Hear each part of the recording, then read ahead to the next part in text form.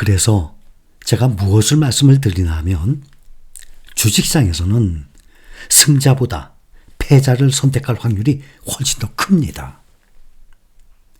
지금 뉴스에 나오거나 SNS상에 떠도는 지금 수익률 엄청난 이 종목들, 그것을 미리 발견한다는 건 결코 쉽지가 않습니다.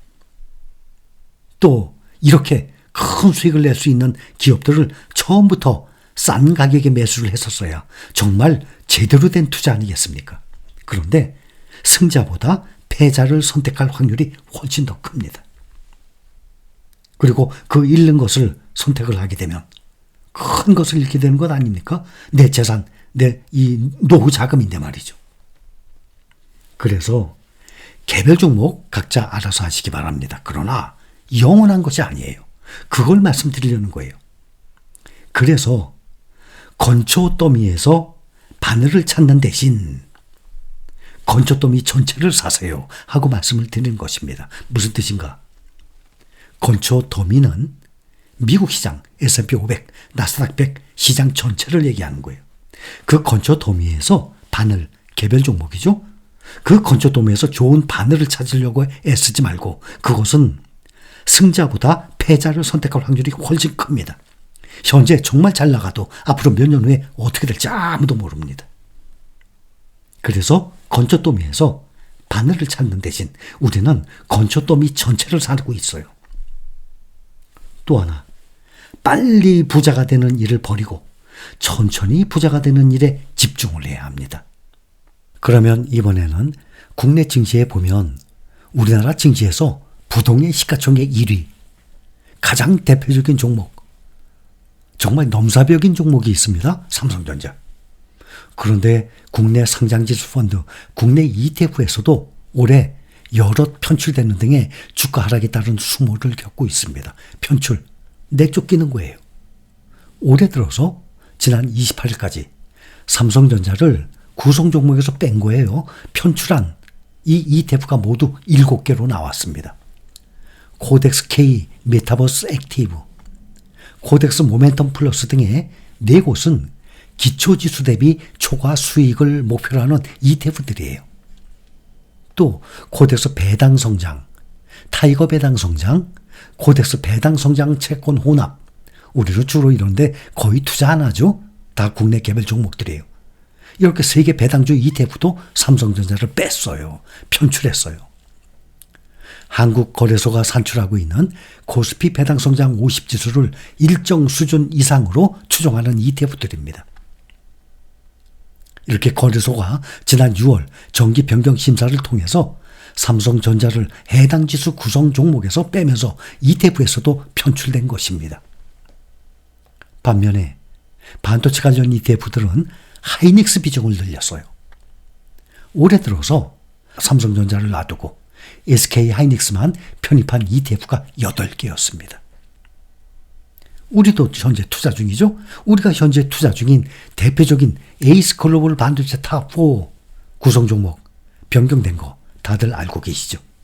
처음에는 엔비디아, TSMC, ASML, 삼성전자 각 평균 20%씩 4종목에 8개로 80%로 이 비중을 구성해서 시작했어요. 그래서 그때도 2년 전입니다. 삼성전자 하나만 투자하는 거 말고 이렇게 4개 세계적인 글로벌 반도체 기업과 같이 투자하는 것이 훨씬 나을 것입니다. 몇 번이나 말씀드렸습니까?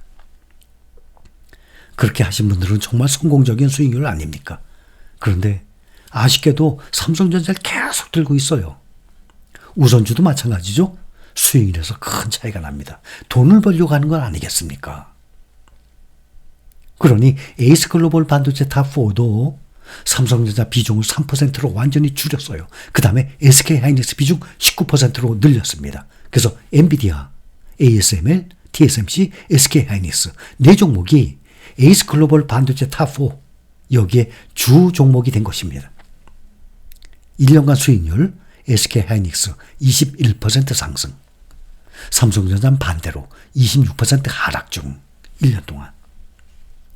5년간은 SK 하이닉스 97% 상승, 2배죠. 그러면 우리가 투자 중인 타이거, S&P 500 비슷합니다. 수익률. 오히려 S&P 500이 수익률이 더 높죠. 지금 2배가 넘어갔으니까. 삼성전자는 근데 6% 상승 중이에요.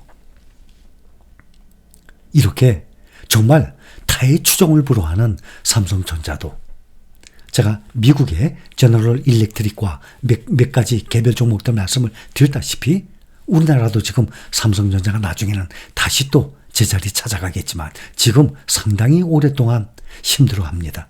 7월 11일 장중에 88,000원으로 올해 최고치에 이른 뒤에 지금 하락을 했습니다. 53,600원입니다.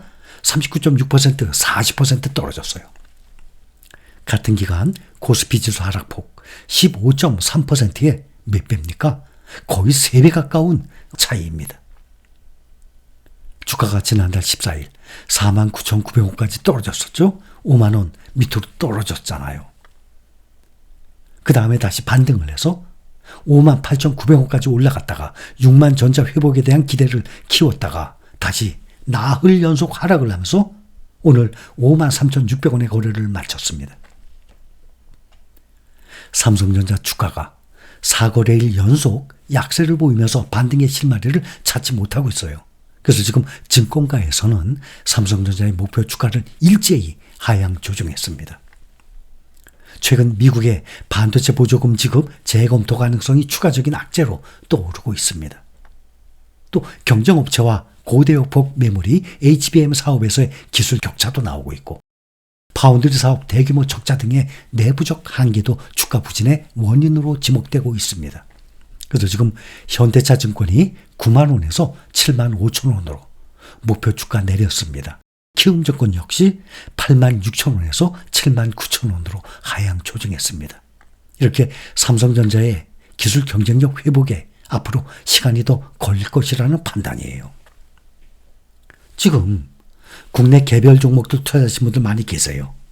가장 대표적인 종목도 한번 봅시다. 1년 동안 삼성전자 마이너스 26%, 네이버 마이너스 3%, 카카오 마이너스 17%, LG 에너지 솔루션 마이너스 9%, 에코프로 BM 마이너스 57%, 완전히 반토막 이상 났죠. 특히 2차 전지들은. 그런데 우리가 투자 중인 초반에 설명드렸어요. 타이거 S&P 500 1년 동안 40%, 나스닥 100 40%, 테크탑10 58%, 필반나 41%. 우리가 투자 중인 종목은 1년 동안에 40% 이상의 수익이에요. 그런데 국내 개인 투자자들이 많이 투자하고 있는 이 삼성전자를 비롯해서 LG, 엔솔, 에코프로 비엔까지 계산을 해보면 싹 다 마이너스예요. 그러니 주식 투자를 했는데 1년 동안에 투자 실력이 성과가 이렇게 큰 차이가 납니다. 바로 우리 신림가족 여러분들이 투자한 이 종목들이 성공을 한 것입니다. 앞으로 복리의 효과로 인해서 여러분의 수익률 엄청나게 늘어날 것입니다.